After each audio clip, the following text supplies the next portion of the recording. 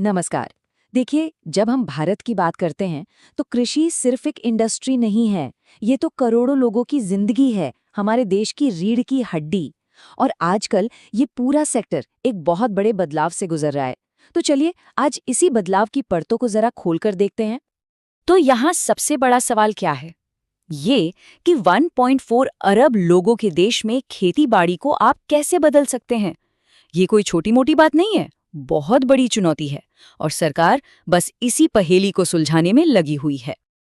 अच्छा, इस पूरे बदलाव को समझने के लिए ना सबसे पहले एक नंबर पे गौर कीजिए, 86%। जी हाँ, भारत के 86% किसान छोटे और सीमांत किसान हैं। मतलब इनके पास 2 हेक्टेयर से भी कम जमीन है। और ये जो भी नई नीतियां बन रही हैं ना, वो असल में इन्हीं लोगों के लिए हैं। तो इतनी बड़ी चुनौती से निपटने के लिए सरकार की जो स्ट्रैटेजी है, वो एक बहुत बड़ी योजना के आसपास घूमती है। इसका नाम है प्रधानमंत्री धन धान्य कृषि योजना, या जिसे हम शॉर्ट में PMDDKY कह सकते हैं। तो सवाल उठता है, आखिर ये PMDDKY है क्या? सबसे दिलचस्प बात तो ये है कि ये कोई एकदम नई स्कीम नहीं है। असल में ये एक तरह की मेगा स्कीम है, एक छाते की तरह जिसके नीचे 36 अलग-अलग कृषि योजनाओं को एक साथ ले आया गया है। मकसद बड़ा सीधा है, जो कोशिशें बिखरी हुई थी उन्हें एक साथ लाना, ताकि भारतीय कृषि ज्यादा प्रोडक्टिव और ज्यादा फायदेमंद बन सके।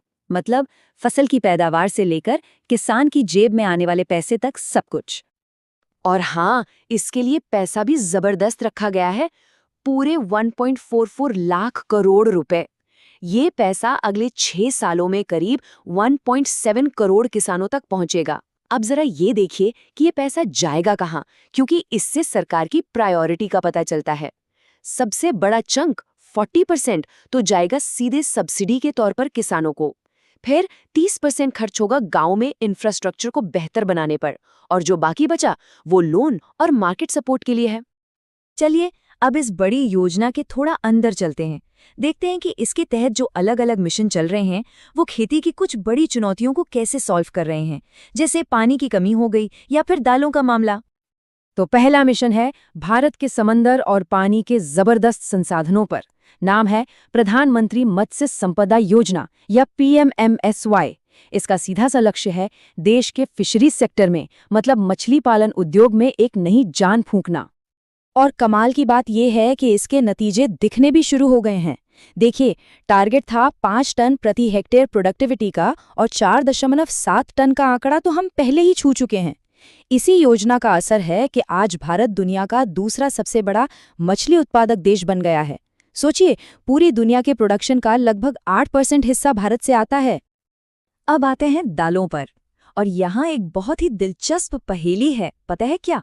भारत दुनिया में दालें सबसे ज्यादा उगाता भी है, सबसे ज्यादा खाता भी है, और सबसे ज्यादा इंपोर्ट यानी बाहर से मंगवाता भी है ना अजीब? और यही सिचुएशन हमें बताती है कि अगले मिशन की जरूरत क्यों पड़ी। तो इसी चुनौती से निपटने के लिए शुरू हुआ दालों में आत्मनिर्भरता मिशन। और नतीजा आपके सामने है। 1 दशक के अंदर प्रोडक्शन 192 लाख टन से बढ़कर 244 लाख टन पर पहुंच गया है, और टारगेट एकदम क्लियर है, दिसंबर 2027 तक दालों के मामले में पूरी तरह से आत्मनिर्भर बन जाना। अच्छा, ज्यादा फसलें तो उगा लेंगे, लेकिन उसके लिए एक बहुत जरूरी चीज चाहिए, पानी। अब सवाल ये है कि हमारे पास जो पानी है उसका इस्तेमाल और एफिशिएंट तरीके से कैसे किया जाए। इसका जवाब मिलता है MCAT-WM स्कीम में। ये स्कीम सिंचाई में टेक्नोलॉजी का बहुत ही स्मार्ट इस्तेमाल कर रही है। एक तरफ तो पुरानी नहरों को मॉडर्न बनाया जा रहा है, तो दूसरी तरफ IoT और SCDA जैसे सेंसर वाले सिस्टम से पानी की यूज को मॉनिटर किया जा रहा है। मतलब एक एक बूंद का हिसाब। और फाइनल गोल ये है कि पानी सीधे किसान के खेत तक पहुंचे, बीच में जरा भी बर्बाद ना हो। चलिए अब जरा पॉलिसीज से हटकर भारत के कुछ ऐसे एग्रीकल्चरल प्रोडक्ट्स की बात करते हैं जिन्होंने पूरी दुनिया में अपना डंका बजाया है। ये हैं हमारे असली एग्रीकल्चरल चैंपियंस। कुछ चीज़ों में तो भारत का कोई मुकाबला ही नहीं है। हल्दी को ही ले लीजिए, हम ही सबसे बड़े प्रोड्यूसर हैं, सबसे बड़े कंज्यूमर हैं और सबसे बड़े एक्सपोर्टर भी। या फिर मखाना, जिसे ब्लैक डायमंड भी कहते हैं। सोचिए, दुनिया का 90% मखाना भारत से जाता है। और सिल्क की तो बात ही क्या है, भारत दुनिया का इकलौता ऐसा देश है जो चारों मेजर वैरायटी का सिल्क बनाता है। देखिए, हर बड़े बदलाव के पीछे किसी न किसी महान शख्सियत का हाथ होता है। तो अब बात करते हैं उस महान इंसान की जिसने मॉडर्न इंडियन एग्रीकल्चर की नींव रखी। नाम है डॉक्टर MS स्वामीनाथन। इन्हें भारत की हरित क्रांति का जनक कहा जाता है। 1960 के दशक में इनके काम की वजह से ही देश को फूड सिक्योरिटी मिली और लाखों लोग भूखमरी से बच पाए। उनकी लेगेसी बहुत बड़ी है।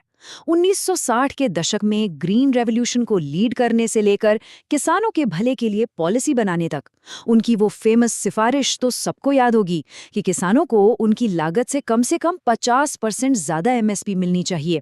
और उनके इसी महान योगदान के लिए उन्हें हाल ही में मरणोपरांत भारत रत्न से भी सम्मानित किया गया। लेकिन उनकी सोच सिर्फ पैदावार बढ़ाने तक सीमित नहीं थी, वो इससे कई आगे की बात करते थे। उन्होंने एक एवरग्रीन रेवोल्यूशन यानी सदाबहार क्रांति का कॉन्सेप्ट दिया। मतलब एक ऐसा सिस्टम जो प्रोडक्टिविटी तो बढ़ाए लेकिन पर्यावरण को बिना कोई नुकसान पहुंचाए।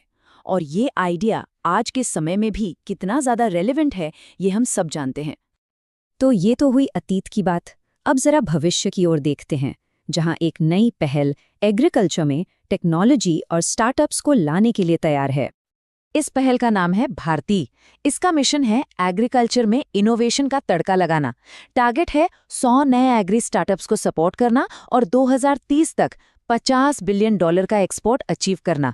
और इसके लिए AI, ब्लॉकचेन, IoT जैसी लेटेस्ट टेक्नोलॉजी का इस्तेमाल होगा ताकि क्वालिटी कंट्रोल और सप्लाई चेन जैसी जो पुरानी दिक्कतें हैं उन्हें हमेशा के लिए सुलझाया जा सके। और यहीं पर आके हम अपने आखिरी सवाल पर पहुंचते हैं। क्या आज की ये पॉलिसीज और आने वाले कल की टेक्नोलॉजी, ये दोनों मिलके डॉक्टर स्वामीनाथन के सदाबहार क्रांति वाले सपने को सच कर पाएंगी? इस सवाल का जवाब जो भी होगा, वही भारतीय कृषि का भविष्य तय करेगा।